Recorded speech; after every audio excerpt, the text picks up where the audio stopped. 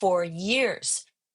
Anybody who was anybody in publishing told me, great idea, you can't do it. They told me I didn't have enough platform, anthologies don't sell, blah, blah, blah. And everywhere I went and I talked to friends and other expats and, you know, other colleagues, when I would say I had this idea, they would say, "Oh, if you do it, include me." I had Cheryl Strayed, Roxane Gay. I had, Hope Edelman, Danny Shapiro. I had all these people who wanted to do this with me. Hi, I'm Sari Botton. I am the publisher of Oldster magazine and Memoir Land on Substack. I published two very popular anthologies about New York City, one called Goodbye to All That, Writers on Loving and Leaving New York. The other, Never Can Say Goodbye, Writers on Their Unshakable Love for New York. And I published a memoir called And You May Find Yourself, Confessions of a Late Blooming Gen X Weirdo, a few years ago. Okay, when did you first identify as a writer? When I was very small, I was 7 or 8 years old, and I was journaling. I guess my mother must have gotten me like a little journal, and I started writing in it. I also was writing plays. Wow. I was a theater kid, and but like behind the scenes, I was writing my feelings, and yeah, I wish I knew where those were. I think they got lost in like a move a long time ago, but yeah, that's when I started. I was always so jealous of people, especially at that age, who could finish a journal. Like, I was too much of a perfectionist. I'd be like, I have to rip that page out. What's your all-time favorite book? Traveling Mercies by Anne Lamott. I have reread it like 10 times. I would say Anne Lamott is who modeled for me the kind of memoirist, essayist you can be. Mhm. She's funny, irreverent, moving, honest, candid, vulnerable. Like she's the gold standard for me. What is your dream writing routine? Having time to go away. Mhm. I love writing in hotels. I love going on retreat, going, yeah, I've had a couple of Uh-huh. residencies that I loved. One was at the Spruceton Inn up here in the Catskills. One was at Omega Institute. And I love like going somewhere else, getting out of my environment and just diving in without the usual distractions. What's your real writing routine? Squeeze it in between editing work. My day job is editing and publishing my Mhm. magazines. And so I have to like really carve out time.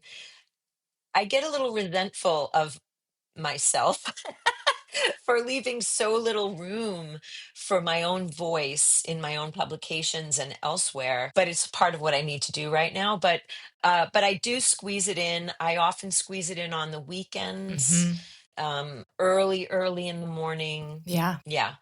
I resonate with that. What's one piece of writing that makes you jealous you didn't write it?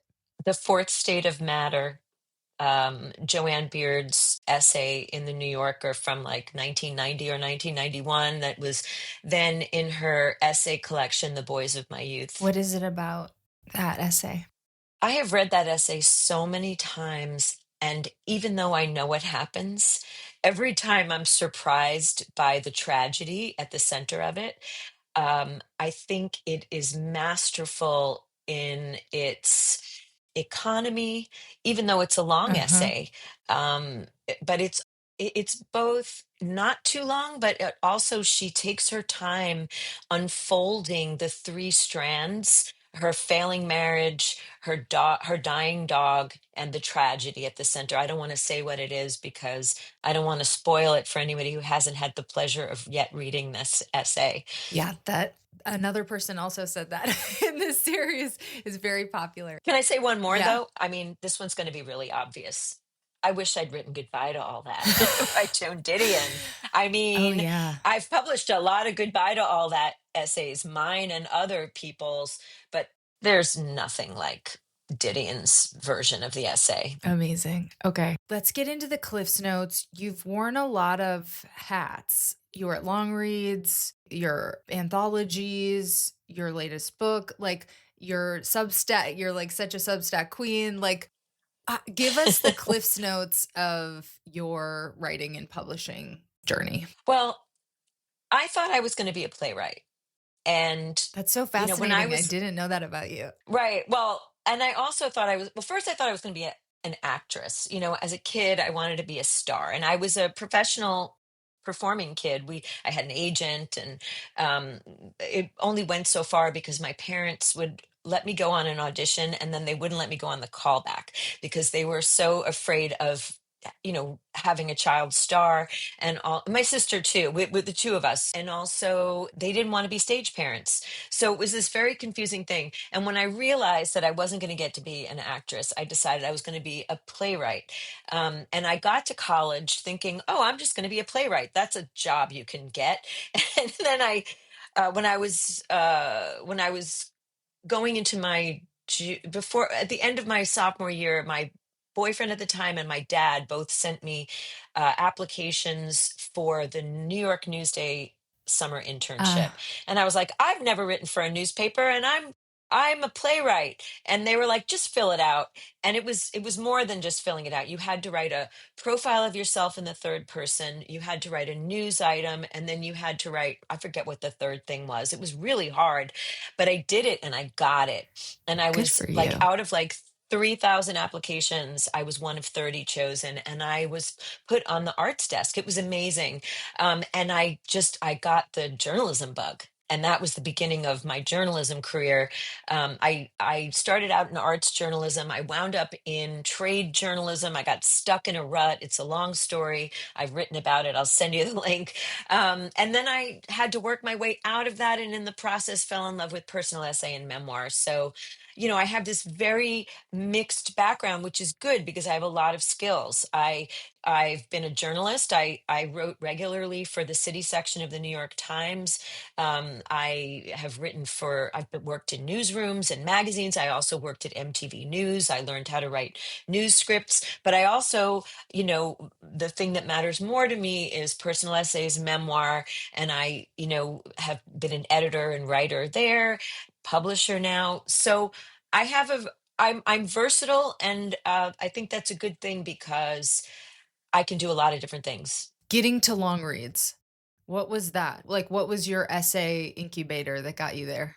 Okay. So, first of all, I had a column on the Rumpus that was very popular called Conversations with Writers Braver Than Me. That was before the anthologies. And a lot of the people I interviewed for the Rumpus are in the anthologies. And then Mark Armstrong, who was a fan of my anthologies, reached out to me. But also, I had been writing for Mike Dang, who was the editor in chief. I had been writing for him at the Billfold. So Oh, he knew me. Yeah, he knew me, and he had featured one of the essays from Goodbye to All That. Emily Carter Royfe's essay was featured on Longreads. They reprinted it. So we had this relationship.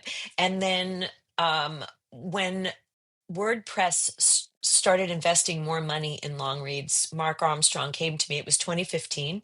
And he said, we've got some money. We've been given funding from WordPress, and we are looking to expand, and we'd love to have you work with us. awesome. And that was the beginning of my 5 years at Longreads. Amazing. Okay. I guess I didn't realize it's all a soup to me those years, but I knew you from the anthologies and long reads, and I didn't realize the anthologies came first. Yeah, the anthologies were 2013 and 2014. Okay. And so then long reads, what are you working on your book in the background? How long is that process? So the book I'd been really working on Forever.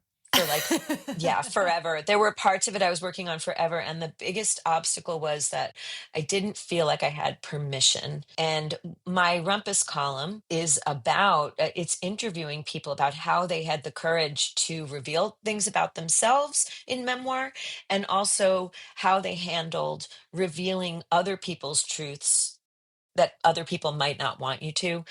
It was called Conversations with Writers Braver Than Me. And it helped embolden me. It helped me get closer and closer to feeling like I could seek a publishing deal and publish. But it was a really slow process. And I was stalling a lot because I was afraid. I had upset people in my life in the past by publishing personal essays in which I revealed things about them that they didn't want to have revealed. But then when I left Longreads in 2020, and it was the pandemic, and I couldn't get another job, and I had a little cushion, and I had a deal, it was like, okay, this is the time. This is when I'm doing this.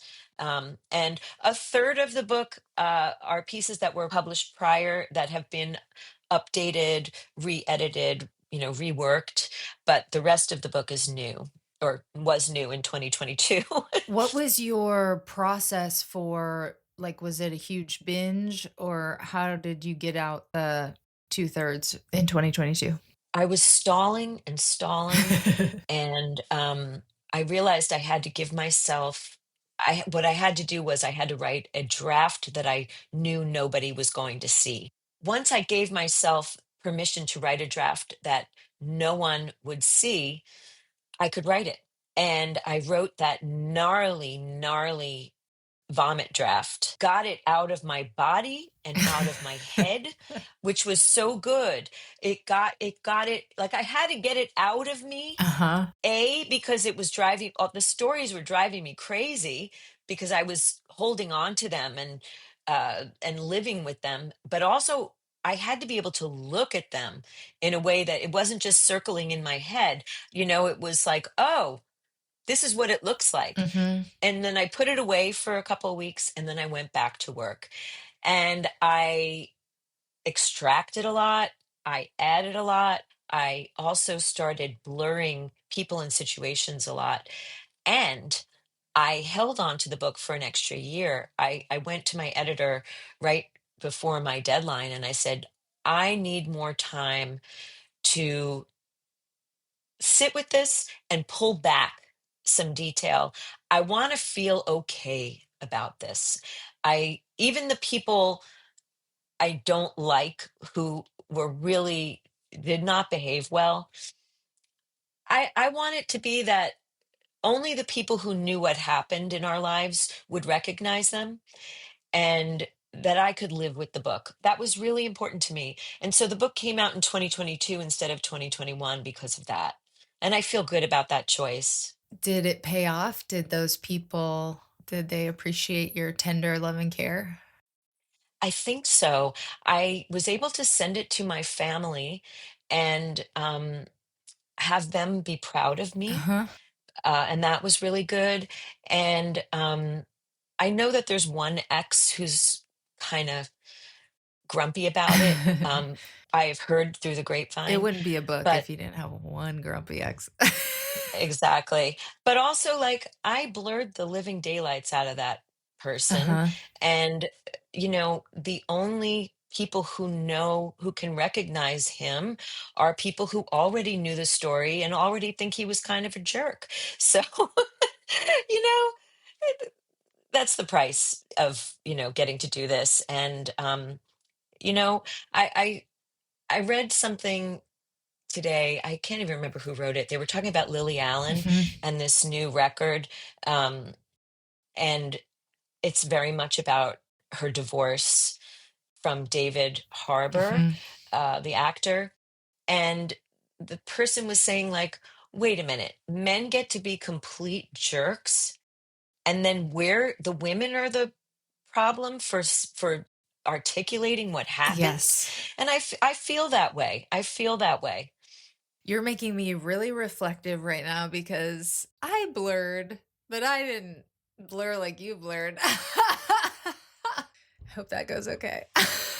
You know what? I recommend blurring as much as you can. And also, the more time you spend with your Yeah. manuscript, put it away, go back to it, you might actually feel a little more generous toward people. I extracted a lot about my first marriage. Mhm. I realized as I was reading it, I was 23, he was 24. What did he Yeah, know about how to be a person in a marriage? Like I became much more forgiving. Um, and I wanted to make it more about me and my choices. Like I can even say that to any grumbly ex. I can say, even though the behavior of yours that I include there, it's just for context. Really, this is about me and what was I doing there and why was I repeating these behaviors and why was I shape shifting every time I got into a relationship. It's really about me. totally, totally. And I did find over time, I pulled out a lot of, things that I'm like, this is kind of relevant to the story for me, but it's also like divulgent in a way that I don't like it doesn't I pulled back some of those details, and I Yeah. also did feel myself soften over time to like really all but the biggest asshole, and even him, like, yeah, it's hard to, like, look at yourself really like, if you're looking at yourself really starkly on the page, you can have a lot of sympathy for the people around you. Yeah. Another interesting thing happened. So after I pushed my deadline back, in between that and publishing the book, the grumbly ex had like a mental breakdown. And Oh. after he got out of the psych ward, we went to lunch, and there were ways he behaved that I observed that were slightly exaggerated versions of what it was like to be with him.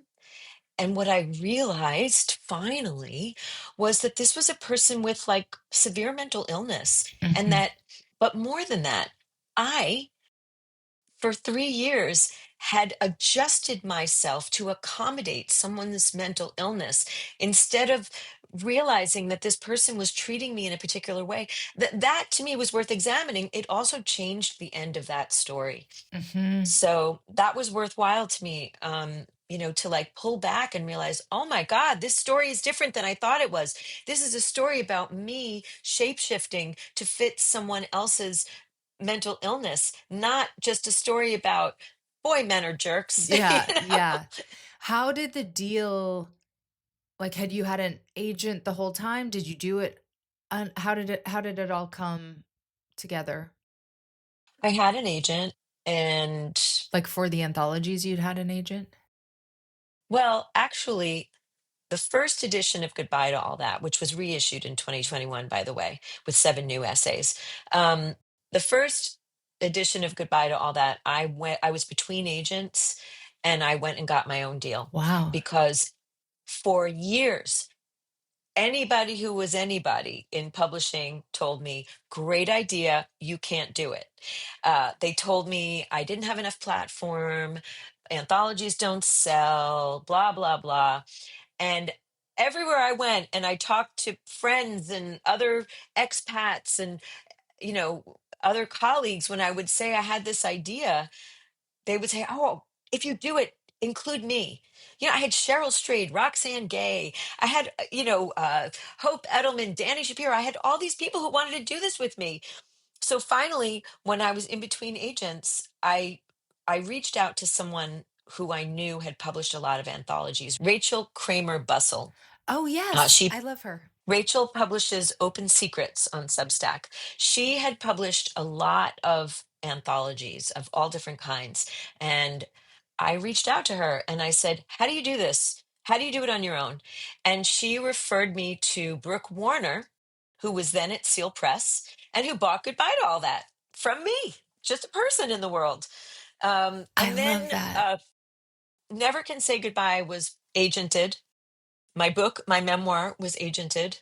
And now I have an agent who is about to go out with a proposal for an Oldster anthology. Amazing. Yes, you definitely should. Um, Thank you. okay, so the agent you had been writing and you had been in, like, these professional spheres, so, like, the agent thing, was that hard, or was that just, like Uh, um, the agent, I've had a lot of agents over the years. I was a ghostwriter for a long Oh, time. really? Yeah. And the agent I had for this book, we weren't the perfect fit, Okay. but we had been together for a while. And there was a little bit of a struggle in getting this book published. And I found a very small publisher. It was, you know, submitted by the agent, and it was a book deal and Mhm. money and all of that, but it was very small. And this is interesting. At the time, I was kind of upset that I didn't get a major deal, but now I'm happy about it. Um, I really loved publishing with a very small press, especially because the biggest struggle for me had been feeling permitted, being afraid of blowing up other people's lives. Having this tiny little press publish my book, I earned out my advance, in a year, Mhm. and now I make money on it. But also, like, it's this little niche book, and nice things keep happening. It's 3 years later, and I just got paid to talk about my book at the New York State Writers Awesome. Institute. I just got paid to talk about my book to a class. Like, it's found its audience. Like, it's a little bit of a cult book among, like, Gen X, women who have similar issues to me. And it's perfect. It's not too big. I mean, I see friends of mine publish their memoirs with major publishers and then get disowned, or get sued, or memoir is really tricky. I love memoir so much, but it is so tricky. And so I kind of feel like I have the best of both worlds of publishing and not publishing my book. Yes. First of all, you should collab with my friend John Small. You guys are both Gen Xers. Oh He does a yeah, whole I've linked to Substack. him a few Yeah. times. I've linked Oh, to him a few nice. times. Yeah. But I totally agree with you. If you would have asked me 5 years ago, like when I had my first full draft of Girl Gone Wild, and I was like, I would have been like big five or bust. Like, this is I'm going to do Yeah. everything in my power. And then it landed at a small press. And I have so loved having control, having ownership. Yes. Yes. Yes. I don't think, I mean, honestly, this is part of like this whole exploration that I'm doing with this series, but like, to me, almost just because the industry is different, I guess, like self-publishing, and you run your own Substack, you know this. It's nice to have your own thing. Like, even Yeah. self-publishing seems like a almost better for me than big five. Like, I'm very much, I hope I stay small press. But yeah, I would love your thoughts on just, has the Substack of it all and having your own platform like opened your mind about how like publishing seems. I was talking to Jane Friedman, and she was like, it's been heavily influenced by the creator economy. And so Yeah. I feel like it's a lot different than when you started and it was magazines, and book publishing looked a whole lot different. Oh my God, has it changed? First of all, I keep suggesting to Substack that they start a publishing They arm, like a print should. publishing arm. And I know that one of their Substacks just did a zine, and they had a party. Substack had a party. But I think it is like a no-brainer to, create an option for people to easily self-publish through Substack. I think they're missing an opportunity, Yeah. if you want to know the truth. I had thought about just self-publishing an Oldster anthology, but I have a new agent who is a really good fit for me, who is my agent because she's a fan of my work, which is the best That's thing in the world. awesome. Yeah, she came to me. So, and I think maybe she can get a good deal for an Oldster anthology, and it would be nice to have a little money to pay people with. I like the idea, though, of self-publishing when you want to. I've seen some people do really good things with it, and it's become so much more respectable. I'm thinking in particular of Amy Rigby, who is a singer-songwriter and a memoirist and a Substacker. Amy has just published her second memoir. Her first was called Girl to City, and then this one is called Girl to Country, and they're both wonderful. And she self-published both of them, and she makes money right off the bat. It's print on demand. My publishing house that did my memoir uses print on Yeah. demand, and I think it's sustainable. There are people I know who have had books that were critically acclaimed, which then got remaindered and pulped. Yeah. That's not going to happen in my book. Yeah. It only gets printed when people want it. And I think that's great. I think that's sustainable. That makes sense to me. Yeah, I think self-publishing, I mean, that's what I'm doing with my magazines. Um, so I love it. I love having control. And also, I'm someone who has always had to work extra hard to win over gatekeepers. I've never been the person who's the obvious choice. I don't come from money. I don't have the connections that people who went to fancy schools have. I've always had to prove myself. I've often been told no, just like with Goodbye to All That. I mean, Goodbye to All That is such a huge success that in 2021 I was able to reissue it. Seal Press asked me to, with 7 new essays. I'm overlooked and I always have to prove myself. And they start off by saying no to me. And then I go do my own thing. And they're like, oh, wow, look at this great thing that Sari made. And it's true of my newsletters. Oldster has over 70,000 subscribers. Memoir Land has over 35,000 subscribers. Uh, they're always growing. Every book publicist in the world and also entertainment publicists wants me to cover their clients.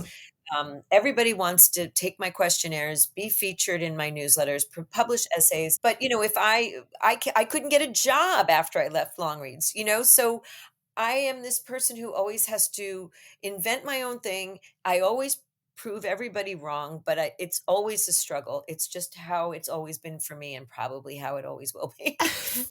I yes, amen. So I mean, in some ways, are you like kind of grateful for this shift? I mean, a lot of writers feel like discombobulated by the whole like now there's Substack, now I have to have a platform, now whatever, but it seems like it's been part of your journey anyway. It's what I've been doing. It's like, I don't even know how to not do it. Yeah. I don't know how to not hustle. I've been hustling my whole life. I put myself through college. I worked 3 jobs while I was going to college. Like, I'm a hustler from the get-go. My parents always had multiple jobs, so that's what I was taught. It's what I do.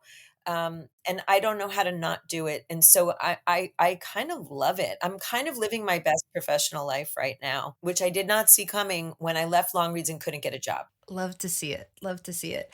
Okay, so tell me about anthologies, the editorial process. Like you were the editor. So did the overall book publisher weigh in? Oh, yeah, of course. I mean, my editor, so Brooke Warner was the acquiring editor for Goodbye to All That, but then she left and Laura Mazur became my Oh, editor. wow. Um, and she did a layer of editing on top of mine of the whole book. And we also consulted about the order of the essays Mhm. and things like that. And then for Never Can Say Goodbye, I was at a Simon and Schuster imprint that no longer exists. It was called Touchstone. It's now called Gallery, and my editor was Lauren Spiegel. So I got all the essays. I did a round of editing on every one and went back and forth with the writers. And then there was the publishing house edit. That it's a lot of work because then I had to go back and forth with the writers from Right. there to make sure. And then there was copy editing and proofreading. I mean, it's a lot of work to do an anthology. It's kind of an administrative nightmare. Yeah. You have to really love what you're doing and be excited about the topic and the book in order to stick with it. I have taught a workshop on editing anthologies. I used to teach it at Catapult, and now I just do it on my own. And one of the things I say to people is like, this is a difficult job. You won't make a lot of money at it, but if you are really passionate about it and your subject, do it. Mhm. Do it however you can do it. Yeah, totally. So then with the memoir, what was the editorial price process like on that? I submitted a draft of the manuscript to my editor. She went through it and suggested edits, and I responded. And it was actually after that first edit that I postponed it for a year. And I said, I'm sorry I wasted your time editing this. I just need to feel better about it. And then we went through that again. And then there was a copy editor and a proofreader. And then were you, because you'd already done it with the anthologies, like, oh, first of all, did you hire PR for the anthologies or feel any sort of need to do that at that point? Back then it wasn't as common to hire an outside publicist. I had in-house publicists who I only got 3 events for each book, and there was a budget of like $500. Then I made my own events. I did not hire a publicist.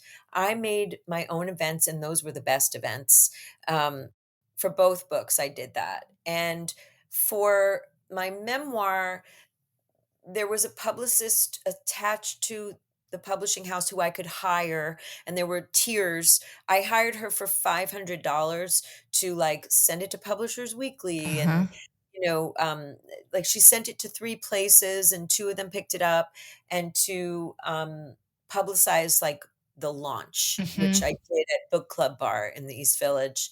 But other than that, I did all the publicity myself, and I am good at it. But I wish I had the money to hire a publicist for my newsletters, Mhm. um, that kind of thing. Maybe for Oldster, the book. Maybe when the book comes out. I'm seeing now that I am, running Memoir Land, and publicists are submitting to me their clients' Memoir Land questionnaires. I'm realizing how normal it is for people to spend $10,000, $15,000 to publicize their books beyond what their publishing house is doing. Like, it's people put it in their budget, and it's amazing to me. And I'm thinking about it. I was told 30,000. So Oh, I actually then when I found something more reasonable, I was like, "Okay." oh, You wow. know what I mean? But I did a round I interviewed first of all, some writers had told me that number, and then I interviewed a bunch of potential publicists. And yeah, some of them I was like, "Okay, sorry, we're done. That's the end of the conversation, but thank you so much for your time." But I was like, $30,000 you could buy a car. Well, I also think about how many pitches I get that I either don't open, Right. or that I'm like, eh. Like, I just think it's such a risky Yeah. proposition to spend $30,000, especially on a book, that you might have gotten a small advance for. But it seems like it's becoming more and more necessary to cut through all the noise out there. Well, okay, you're the perfect person to talk to about this because I can't wait to test the theory when Girl Gone Wild comes out in April, but I feel like, I have my podcast, my Private Parts Unknown podcast, my bigger podcast, The Bleeders, Podcast Bestie. I'm curious if promoting my book will promote the ecosystem in a way that I don't, hopefully I make money on more than just the book. Does that make sense? I don't know if how that theory will shake out, but I can't wait to find out. I have to remind myself all the time to cross promote. Every now and then I'm like, oh God, I'm sending this email out to 70,000 subscribers of Ulster. Why aren't I reminding them I have a book? Yes. Why aren't I reminding them I publish Memoirland? Why am I, also, AJ Delario had the great idea for me. He's like, why is there no goodbye to all that newsletter? So what I did was I made it a vertical, one of the sub newsletters Uh-huh. of Memoirland. And so now not only am I sometimes reprinting essays from the books, sometimes putting new essays, New Yorkie essays, but also at the bottom of every one is a link to Yep. buy the books. And I see the improvement in my royalty checks. So you have to really make those associations for people. I have a version of my bio that links to everything, Uh-huh. and every time I do something, I send it, because it's really important to cross promote everything so that people know that this Oldster lady is also the goodbye to all that lady, and she's also the Memoir Land lady, and she used to be the Longreads lady, and I have to keep reminding people that I'm that person. Totally. So the Substack. When did the Substack start? Well, my very first Substack was the one that I promote the least, and that is called Adventures in Journalism, journalism in scare quotes. I started that one in either 2018 or 2019 just for fun. I was working at Longreads making a living, and that was just like a fun blog where I was kind of making fun of my wayward career path and how many weird things I do. And, it still exists. I publish it on there once or twice a month. I mostly don't put buy links, subscribe links, and, that one has, like, 2,600 subscribers. I don't push it. It's kinda like the behind the scenes place where I maybe reveal a little bit more about myself. So that was back then. Then in 2021, August of 2021, I launched Oldster. And that was I had started a version like a similar thing at Longreads called Fine Lines. It was a series about aging. I did that for about 2 years at Longreads, and then I knew I was done with it, but I also knew that I needed a new name. I couldn't think of one, and then I had a dream that I started a publication called Oldster. I thought it was hilarious. I tweeted about it, and then I realized it was a good idea, went on Substack, launched it, and it took right off.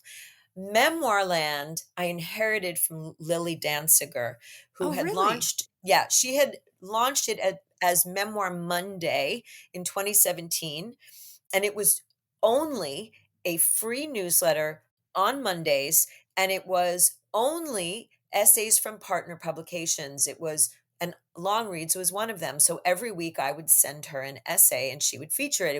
It was Long Reads, Guernica, Granta, Lit Hub, The Uh-huh. Rumpus, I Narratively, and a remember couple other this. Yeah, places. yeah, yeah. And so then in 2021, Lily came to me and said, I'm kind of done with this. Do you want it? And I said, well, do you mind if I revamp it and also add to it and make it paid? And she said, do whatever you want with it. And then for a few years, I gave her a percentage of whatever came in. And then when I started to want to pay more writers, I said, and she was totally cool with it.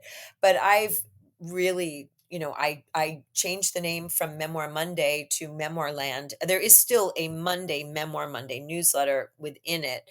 Um, I've also more than doubled the subscriber base, and there are a lot of paid features, and it publishes 5 days a week. There's a questionnaire. There are essays, there's goodbye to all that. I mean, there's a lot going on. And I have a Thursday writing prompt that is for paid subscribers only.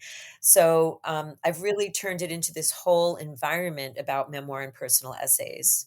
And I'm grateful to Lily for giving this to me. That's very cool. I did not know that piece of it. But yeah, your whole ecosystem is so impressive.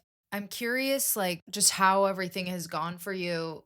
Like, does the Taylor Swift of it all, the ownership, the wanting to own your stuff and the wanting control, like, is that also born out of how you've come up, or are those not important values to you? What do you think? Oh, those are hugely important values to me. I love being the decider.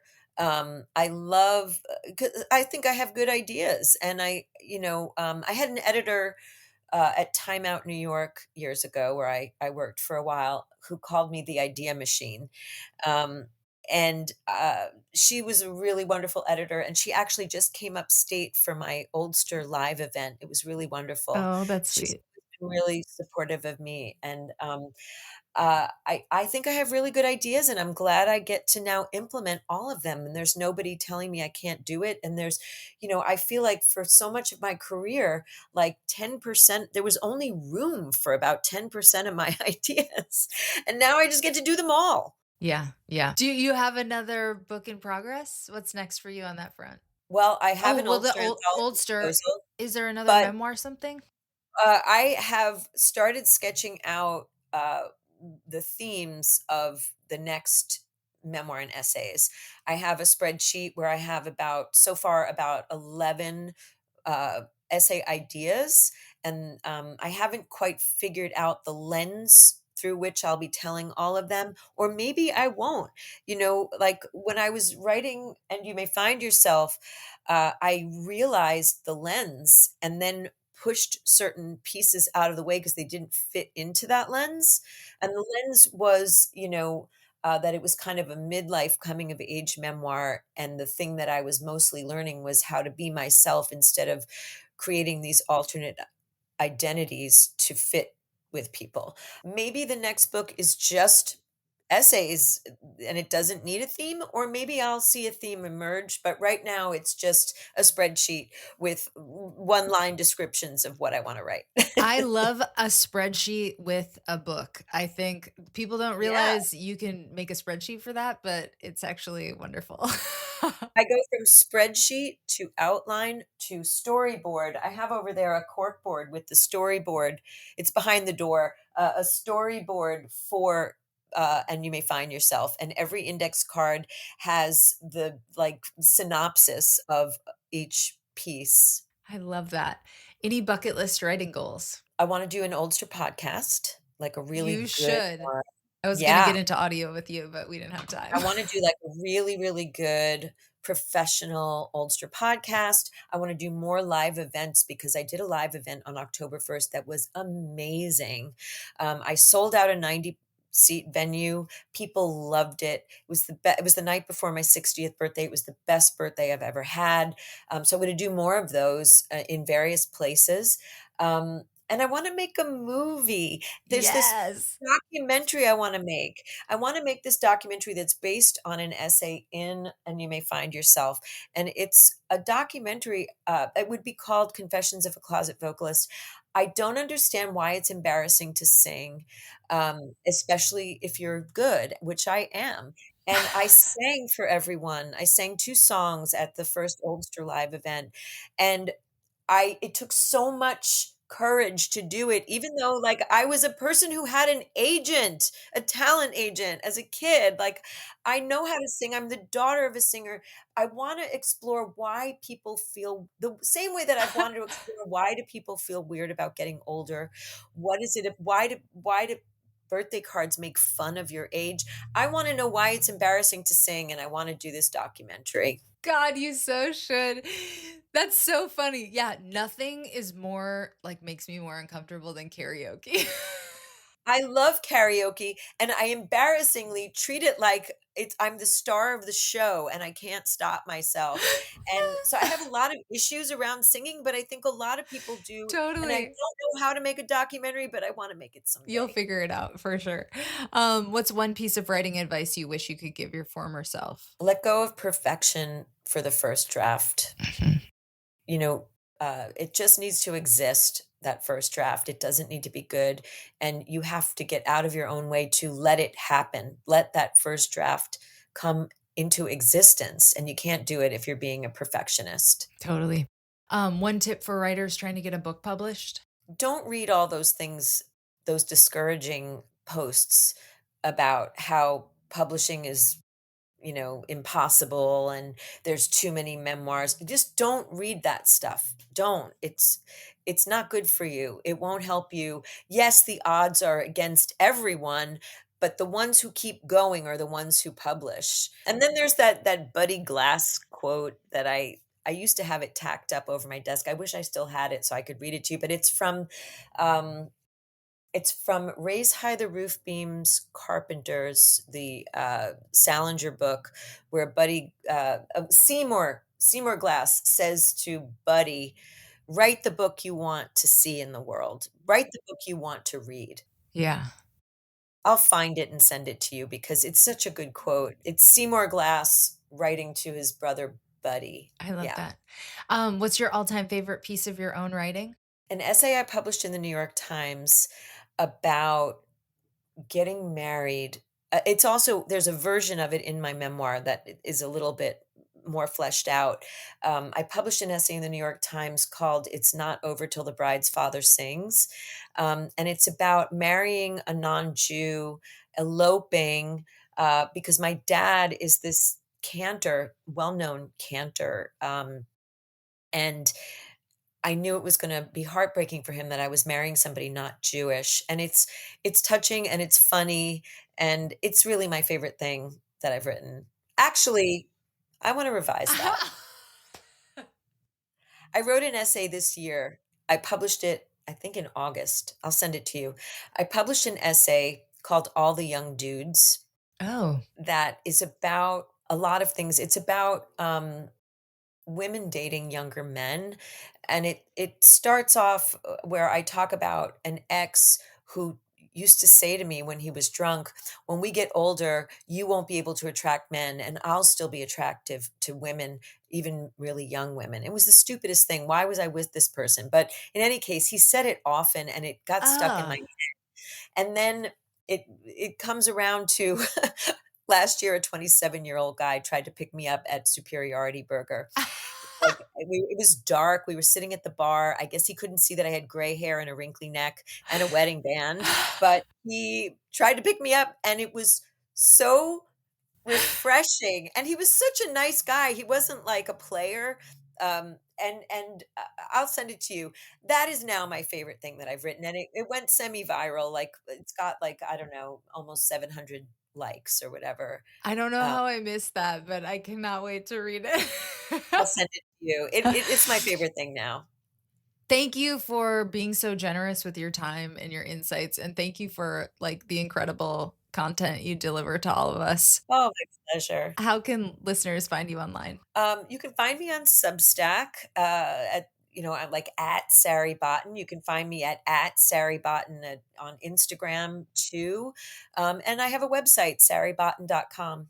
Awesome. Thank you so much. Thank you. Thank you so much for tuning into this episode of The Bleeders. This one is a video episode, so you can listen to it on the podcast feed or you can watch it on YouTube. Just search The Bleeders Podcast.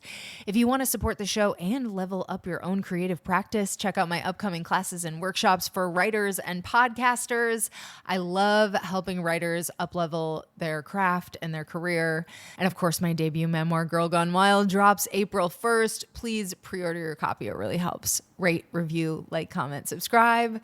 Until next time, happy bleeding.